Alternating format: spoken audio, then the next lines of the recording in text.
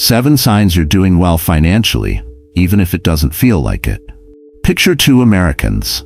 One drives a brand new BMW, lives in a $500 house, posts luxury vacation photos on Instagram, and seems incredibly successful.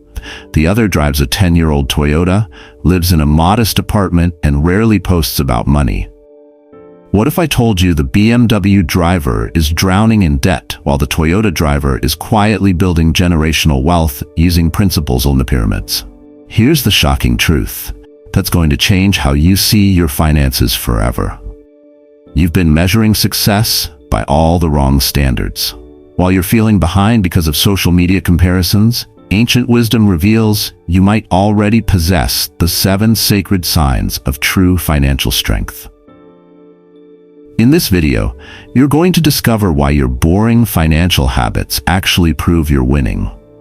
You'll learn which invisible signs indicate real wealth, why debt-free living makes you financial royalty, and how ancient Egyptian scribes can teach you to recognize your hidden prosperity. By the end, you'll stop feeling inadequate about your financial progress and start recognizing the powerful foundation you've already built. If you're ready to see your finances through ancient eyes instead of Instagram filters, comment hidden wealth right now. But here's the part that's going to shock you most. What looks like financial failure to modern eyes was actually the mark of true prosperity to our ancestors. 1. The Scribe's sacred knowledge. Here's a question that's going to reveal everything about your financial future. When was the last time you actually looked at your bank account balance? Not the quick glance when buying coffee, but really examining where your money comes from and where it goes. If you're avoiding this conversation with yourself, you're exhibiting the exact behavior that destroyed ancient kingdoms. Let me tell you about 2 men who managed Pharaoh's royal treasury 4,000 years ago in Egypt. The first overseer, Avoidance Amenhotep, was appointed to manage the kingdom's grain reserves. He was confident, experienced, and trusted by the royal court. But Amenhotep had a fatal flaw. He hated looking at the detailed records. "The numbers stress me out," he'd tell his assistants. "Just give me the big picture." When scribes brought daily reports showing grain levels, Amenhotep would wave them away. "I'm sure we're fine," he'd say, preferring to focus on more pleasant aspects of his job. Meanwhile, across the palace, the second overseer, meticulous Kamwaset, approached his role completely differently. Every morning, he'd sit with the royal scribes and review precise inventories. He knew exactly how much grain entered each storehouse, how much was left for distribution, and how long current supplies would last. When small discrepancies appeared, Kamwaset investigated immediately. Here's what happened. Within 6 months, Amenhotep's treasury had massive shortages that nobody saw coming.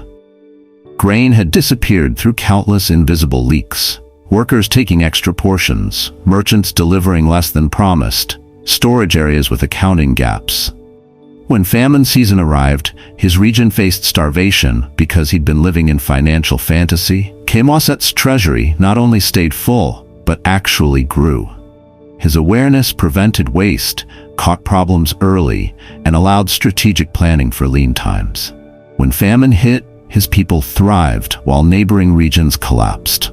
This exact pattern separates financially successful Americans from those who struggle despite good incomes.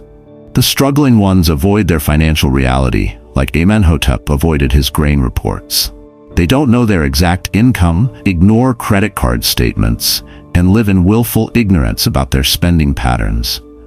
But the financially successful ones think like Kamwaset. They know their numbers with precision. They track income sources, monitor expense categories, and spot problems before they become disasters. Here's the psychological breakthrough. Financial awareness isn't about restriction, it's about power. When you know exactly where your money flows, you can direct it toward your goals instead of wondering where it disappeared. The simple act of tracking expenses for 30 days changes spending behavior by an average of 15 to 20%, according to financial research. Not because you're restricting yourself, but because awareness naturally guides better choices. Start tonight like a royal scribe. Open a simple app, create a basic spreadsheet, or grab a notebook. Track every dollar that flows in and out for the next month. Don't judge, don't restrict, just observe and record like you're managing Pharaoh's treasury. Remember Kamwaset's wisdom. You cannot manage what you refuse to measure. Your financial awareness is the foundation that determines whether you'll build wealth or wonder where it went. 2. Why emergency funds create unshakable security. Here's a scenario that probably keeps you awake at night. Your car breaks down tomorrow and needs a $2,000 repair. Your water heater dies next week, requiring immediate replacement. Your dog gets sick and needs emergency surgery. Can you handle all three without panic, debt, or choosing between disasters? If that question makes your stomach tighten, you're living exactly like the ancient kingdoms that collapsed when a crisis hit. Let me tell you about two neighboring regions during one of history's most famous economic disasters. In ancient Egypt, a young administrator named Joseph interpreted Pharaoh's disturbing dream about 7 fat cows being devoured by 7 skinny cows.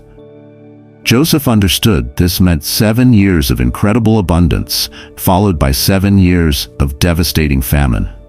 Most advisors would have focused on enjoying the good times, but Joseph had a different plan.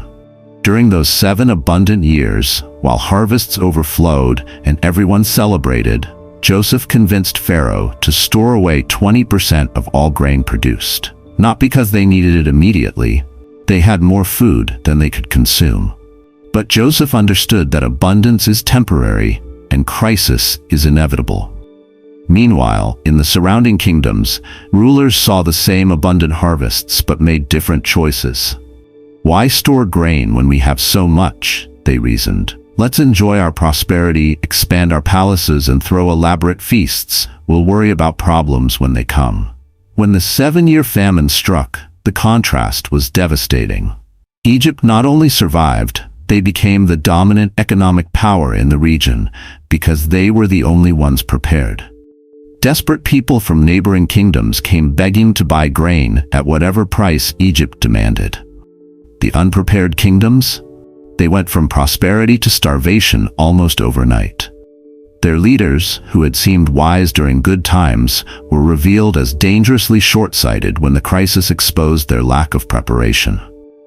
This exact pattern destroys modern American families every single day. A recent study shows that 57% of Americans can't cover a $1,000 emergency expense. That means more than half the country is one car repair, one medical bill, or one job loss away from financial catastrophe. The psychological difference between having an emergency fund and not having one is profound. Without a buffer, every unexpected expense becomes a crisis that forces terrible choices.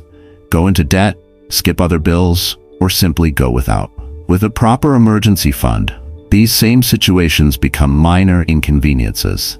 Joseph's preparation principle still works today. During your years of abundance, every month you receive a paycheck. Store away a portion for the lean times that will inevitably come. Start building your grain storage immediately. Aim for 3 to 6 months of expenses in a high-yield savings account. When your first $1,000 is saved, you'll sleep better, knowing you can handle life's curveballs without financial panic. Remember Joseph's wisdom. The time to prepare for famine is during abundance, not after the crisis arrives. 3. The Freeman's liberation. Here's a wake-up call that's going to sting. Every month you make a car payment, credit card payment, or student loan payment. You're voluntarily choosing to be a financial slave. I know that sounds harsh, but hear me out, because 4,000 years ago, ancient Babylonians understood the difference between freedom and bondage better than most modern Americans ever will. Let me tell you about 2 men in ancient Babylon who faced the same financial choices you face today. The first man, tempted Tammuz, was a skilled craftsman who earned good money making pottery. When harvest festivals came around, Tammuz wanted to celebrate like the wealthy merchants: fancy clothes, elaborate feasts, expensive gifts for his family. The problem was, he didn't have the cash. So Tammuz did what seemed reasonable. He borrowed money from wealthy lenders at high interest rates to fund his lifestyle. "I'll pay it back from future earnings," Tammuz reasoned. "I deserve to enjoy life now." Within a year, Tammuz was trapped.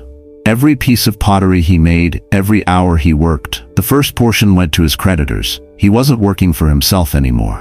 He was working to service debt. Years passed, and Tammuz remained a debt slave, creating wealth for others while staying poor himself. The second man, wise Nabu, earned similar income but made radically different choices. When festival season arrived and the temptation to spend beyond his means arose, Nabu would remind himself, "I am a free man, and free men don't mortgage their future for today's pleasures."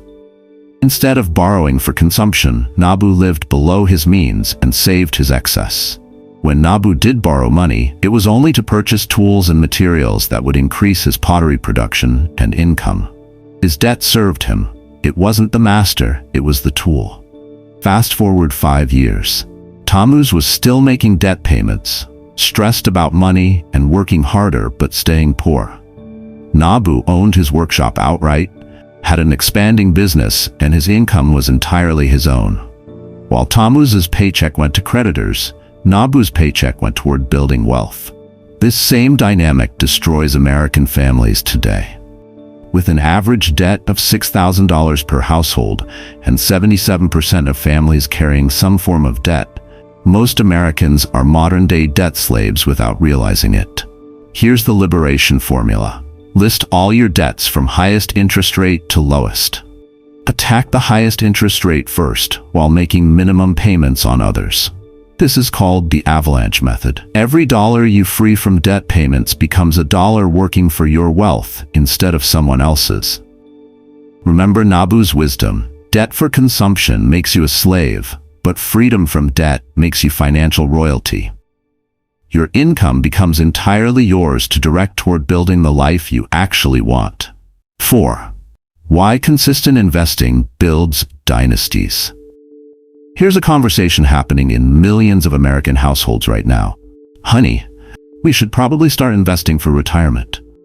"Yeah, definitely. But let's wait until we have more money saved up. Maybe when we have $10,000 or $20,000 to invest properly." Meanwhile, time, the most powerful wealth-building force in history, is slipping away while they wait for the perfect moment. That never comes. Let me tell you about 2 men in ancient Phoenicia who faced this exact choice 3,000 years ago. The first man, cautious farmer Hiram, worked hard growing olives and earned decent profits each harvest season. At the end of each year, Hiram would convert his earnings into silver coins and carefully bury them in clay jars around his property. "Better safe than sorry," he'd tell his family. "At least I know my money is secure, and I'm not risking it on crazy schemes." Year after year, Hiram would dig up his jars, count his coins, and feel satisfied seeing the same amount of silver. He believed he was being financially responsible by avoiding risk and keeping his wealth safe. The second man, strategic merchant Shamash, also earned good profits from his olive groves. But instead of burying his money, Shamash did something that seemed risky to his neighbors. He immediately reinvested every profit into expanding trade routes. He'd buy shares in shipping expeditions to Egypt, partner with craftsmen to create better olive oil, and lend money to other merchants at reasonable interest rates. When people called him reckless, Shamash would smile and say, "My money makes money while I sleep. Every coin I reinvest has children, and those children have children." Here's what happened over 20 years. Hiram still had his buried silver coins, but bread now cost 3 times more than when he started. His safe money had actually lost purchasing power to inflation. Meanwhile, Shamash owned a trading empire spanning multiple continents. His reinvested profits had compounded into extraordinary wealth that generated passive income far exceeding his original olive farm earnings. This exact dynamic separates wealthy Americans from those who stay broke, despite good intentions. A shocking 37% of Americans have more credit card debt than retirement savings. They're waiting for the right time to invest while missing decades of compound growth. Here's the multiplication secret. consistency beats size every time. Investing $100 monthly starting at age 25 creates more wealth than investing $500 monthly starting at age 45, thanks to compound interest. Start today, like Shamash started, with whatever amount you have, no matter how small. Open a retirement account, buy broad market index funds, and set up automatic contributions. Don't wait for thousands, start with tens. Remember Shamash's wisdom: money that sits idle gets poorer, but money that works and reproduces builds dynasties. 5. Why skill building guarantees prosperity. Here's the harsh reality about your financial future. There's only so much you can save, but there's no limit to how much you can earn. Most Americans hit a savings wall around 20% of their income, then wonder why wealth building feels impossible. Meanwhile, they're ignoring the most powerful wealth creation tool in human history: the ability to increase what they're worth in the marketplace. Let me tell you about two men in ancient Rome who started with identical skills in the same workshop. The first craftsman, stagnant Marcus, was a competent blacksmith who learned his trade as a young apprentice. For 20 years, Marcus showed up to work, forged the same horseshoes, nails, and simple tools he'd always made. He was reliable, hardworking, and took pride in doing his job well. But Marcus never bothered learning new techniques, exploring different metals, or studying what customers really wanted beyond basic needs. Marcus earned a decent living, enough to feed his family and maintain his small workshop. But after 2 decades of identical work, he was still earning exactly what he made in year 1. Worse, younger blacksmiths were starting to offer services Marcus couldn't match, slowly eating into his customer base. The second craftsman, evolving Lucius, started with the same basic blacksmithing skills, but approached his craft completely differently. Every evening after work, Lucius would spend time learning something new. He studied advanced metallurgy, learned decorative techniques from traveling artisans, and experimented with new alloys. He observed what wealthy Romans wanted and taught himself to create ornamental pieces, not just functional tools. More importantly, Lucius began combining skills. He learned basic jewelry making, simple engineering, and even rudimentary accounting to better manage his growing business. When customers came for horseshoes, Lucius could offer custom metalwork for their entire estate. When they needed tools, he could design specialized implements that no other craftsman could create. 20 years later, Marcus was still a basic blacksmith, competing with younger, cheaper workers. Lucius owned the most prestigious metalworking workshop in Rome, employed a dozen artisans, and commanded prices 10 times higher than basic smiths because his skills were irreplaceable. This exact pattern determines your financial future today. While you're focused on cutting expenses, wealthy people are focused on increasing their value in the marketplace. They understand that skills compound like investments. Each new ability multiplies the value of existing ones. The highest paid Americans today combine technical skills with business skills. They know their craft and how to market themselves, manage clients, and solve complex problems. They're not just employees, they're solution providers. Start tonight like Lucius started. Choose one skill that would make you more valuable in your field. Sales, AI implementation, social media marketing, data analysis. Pick one and commit to learning for 30 minutes daily. Remember Lucius's wisdom. Your income is limited by your skills, but your skills are limited only by your commitment to growth. 6. Why internal scorekeeping creates true wealth. Here's the financial trap that destroys more wealth than market crashes, job losses, and bad investments combined. Constantly measuring your success against other people's highlight reels. Every time you see someone's luxury car, vacation photos, or designer clothes and think, I should have that too, you're making the same mistake that bankrupted Roman citizens while philosophers built lasting fortunes. Let me tell you about two men in ancient Rome who had access to the same wealth but chose completely different paths. The first man, status-obsessed Flavius, was a successful merchant who earned substantial income from his trading business. But Flavius had a fatal flaw. He constantly compared himself to other wealthy Romans. When he saw Senator Maximus's golden chariot, Flavius immediately bought an even more elaborate one. When merchant Gaius threw a lavish feast, Flavius threw one twice as expensive. When noble Quintus built a marble statue in his garden, Flavius commissioned 3. Flavius lived in constant anxiety about his image. Despite earning an excellent income, he was always broke because every coin went toward impressing others. He borrowed money to maintain appearances, stressed about keeping up with Roman high society, and never accumulated real wealth because it all went toward status displays. The second man, philosopher Marcus Aurelius, had access to unlimited wealth as Roman emperor, but approached possessions completely differently. Marcus practiced Stoic philosophy, which taught that true wealth comes from inner contentment, not external validation. He wore simple clothes, lived modestly, and measured success by internal standards, wisdom, character, and contribution to society. When other emperors built golden palaces, Marcus focused on governing well. When nobles competed over luxury possessions, Marcus studied philosophy and improved himself. While others saw admiration through displays of wealth, Marcus found peace through self-mastery and purposeful living. Here's what happened. Flavius died broke, despite earning millions, because his wealth constantly flowed toward status purchases that provided no lasting value. Marcus built one of history's greatest empires and left behind philosophical writings that still inspire people 2,000 years later. This exact dynamic destroys modern Americans every day. Social media has turned everyone into Flavius, constantly comparing their behind-the-scenes reality to others' highlight reels. You see friends' vacation photos and immediately want to book expensive trips. You see colleagues' new cars and suddenly your reliable vehicle feels inadequate. But wealthy people think like Marcus Aurelius. They measure success by net worth growth, not possession displays. They understand that true luxury is financial freedom, not expensive accessories that impress strangers. The moment you stop using other people's spending as your financial benchmark, you start building real wealth.